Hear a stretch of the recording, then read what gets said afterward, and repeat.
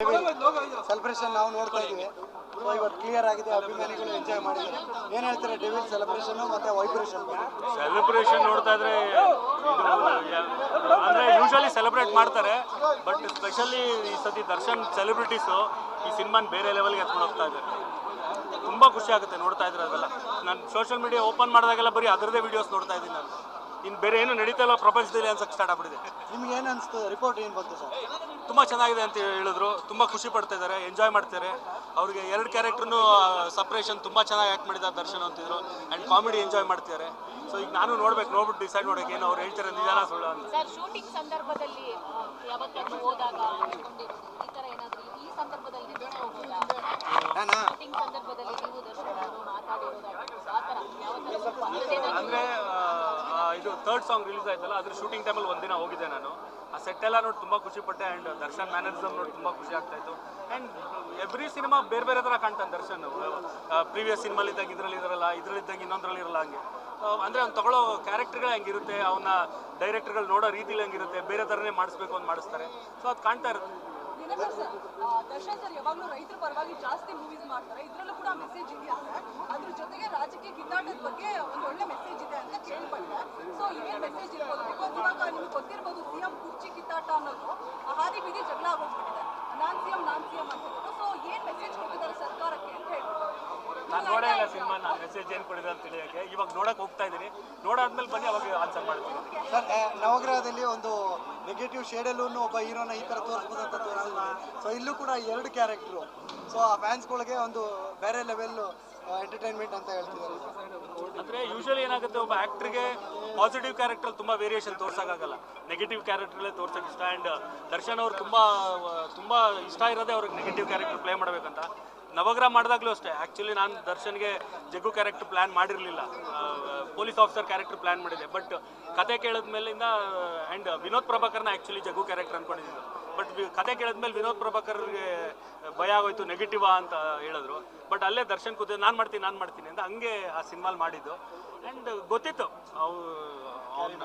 ಅಲ್ಲ ಕ್ಯಾರಿ ಎಲ್ಲ ತುಂಬ ಚೆನ್ನಾಗಿ ಆ್ಯಕ್ಟ್ ಮಾಡ್ತಾನೆ ಅನ್ನೋದು ಗೊತ್ತಿತ್ತು. ಅವ್ನ ಲೈಫ್ನೇ ಡೆಡಿಕೇಟ್ ಮಾಡಿರೋದು ಆ್ಯಕ್ಟಿಂಗೆ. ಸೊ ತುಂಬ ಚೆನ್ನಾಗಿ ಮಾಡ್ತಾನೆ. ನಿಮ್ಗೆ ಬಂದಿರೋ ಮಾಹಿತಿ ಪ್ರಕಾರ ಡೆವಿಲ್ ಧನುಷ್ ಯಾವ ಪಾತ್ರ ಅಭಿಮಾನಿಗಳನ್ನ ಹೆಚ್ಚು ಎಂಟರ್ಟೈನ್ಮೆಂಟ್ ಮಾಡಿದೆ ಅಂತ?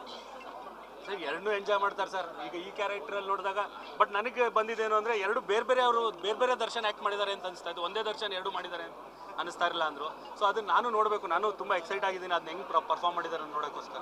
ಸರ್, ಸಾರಥಿ ಸಂದರ್ಭದಲ್ಲಿ ಇದೇ ಸಿಚುವೇಶನ್ ಅನ್ನು ನೀವು ಎದುರಿಸಿದ್ರಿ, ಈಗ ಮತ್ತೆ ಅಂತಹ ಒಂದು ಪರಿಸ್ಥಿತಿಯನ್ನು ಎದುರಿಸ್ತಿದ್ದೀರಾ. ಸೊ ನಿಮಗೆ ಈ ಒಂದು ಫೀಲ್ ಸರ್ ಹೆಂಗೆ ಕೊಡ್ತೀರಿ? ಇದ್ದಿದ್ರೆ ಅವ್ರು ಏನಾದರೂ ನಿಮ್ಮ ಹತ್ರ ಶೇರ್ ಮಾಡ್ಕೊತಾ ಇದ್ರು, ಬಟ್ ಈ ಸಿಚುವೇಶನನ್ನು ಯಾವ ಥರ ಹ್ಯಾಂಡಲ್ ಮಾಡ್ತಾ ಇದ್ರು? ಅವತ್ತಿನ ಡೈರೆಕ್ಟರ್ ಹೆಂಗೆ ಅಲ್ಲ ಹೆಂಗೆ ಅಂದರೆ ಈಗ ಫಸ್ಟ್ ಟೈಮ್ ಆ ಥರ ಏನು ಆದಾಗ ತುಂಬ ಭಯ ಇರುತ್ತೆ ಏನಾಗುತ್ತೆ ಅಂತ.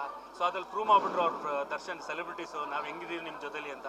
ಸೊ ಅಷ್ಟೇನು ಭಯ ಆಗಲ್ಲ, ಈಗ ರೂಢಿ ಆಗೋಗಿದೆ. ಸೊ ಫ್ಯಾನ್ಸ್ಗಳನ್ನೆಲ್ಲ ಭೇಟಿ ಮಾಡಿ ಅವರ ಅನುಪಸ್ಥಿತಿಯಲ್ಲಿ ಪ್ರಮೋಷನ್ ನಿಮ್ಗೆ ಎಷ್ಟು ಚಾಲೆಂಜಿಂಗ್ ಆಗಿತ್ತು ಅಂತ? ಅದೇ ನೋಡಿ ಯೂನಿಕ್. ಯೂಶ್ವಲಿ ನಾವು ಸಾರಥಿಲಿ ನಾವೇ ನಿಂತಿದ್ವಿ ಪ್ರಮೋಷನ್ ಮಾಡೋಕ್ಕೆ. ಬಟ್ ಫ್ಯಾನ್ಸು ಸಿನಿಮಾ ರಿಲೀಸ್ ಆದಮೇಲೆ ಅವರು ಅದನ್ನ ಕ್ಯಾರಿ ಮಾಡ್ಕೊಂಡೋದ್ರು. ಬಟ್ ಈ ಸಿನಿಮಾಲಿ ನಿಜವಾಗ್ಲೂ ಗಾಡ್ ಗಿಫ್ಟೆಡ್. ಫಸ್ಟಿಂದಾನೇ ಅವರೇ ಕ್ಯಾರಿ ಮಾಡ್ತಾ ಹೋಗ್ತಾರೆ. ಇಲ್ಲಿ ಯಾರೂ ಬೇಕಾಗಿಲ್ಲ, ದರ್ಶನೂ ಬೇಕಾಗಿಲ್ಲ, ಆ ಸಿನಿಮಾ ಡೈರೆಕ್ಟ್ರು ಬೇಕಾಗಿಲ್ಲ, ಹೀರೋಯಿನು ಬೇಕಾಗಿಲ್ಲ, ಆ ಸಿನಿಮಾಲಿ ಆ್ಯಕ್ಟ್ ಮಾಡಿರೋ ಟೆಕ್ನಿಷಿಯನ್ಸ್ ಬೇಕಾಗಿಲ್ಲ, ಆ್ಯಕ್ಟರ್ಸ್ ಬೇಕಾಗಿಲ್ಲ. ಅವರು ಸೆಲೆಬ್ರಿಟೀಸೇ ಅದನ್ನ ಕ್ಯಾರಿ ಮಾಡ್ತಾರೆ, ಅವರೇ ಪ್ರಮೋಟ್ ಮಾಡ್ತಾರೆ. ಅದೇ ನಾನು ನಿಮ್ಗೆ ಹೇಳೋದಲ್ಲ, ಫೇಸ್ಬುಕ್ ಓಪನ್ ಮಾಡಿದ್ರೆ ಬರೀ ಅದೇ ಯಾವುದ್ಯಾವುದೋ ಮೂಲೆಯಲ್ಲಿರೋ ಥಿಯೇಟ್ರಲ್ಲೂ ಅವ್ರು ಬಿಡ್ತಾ ಇಲ್ಲ.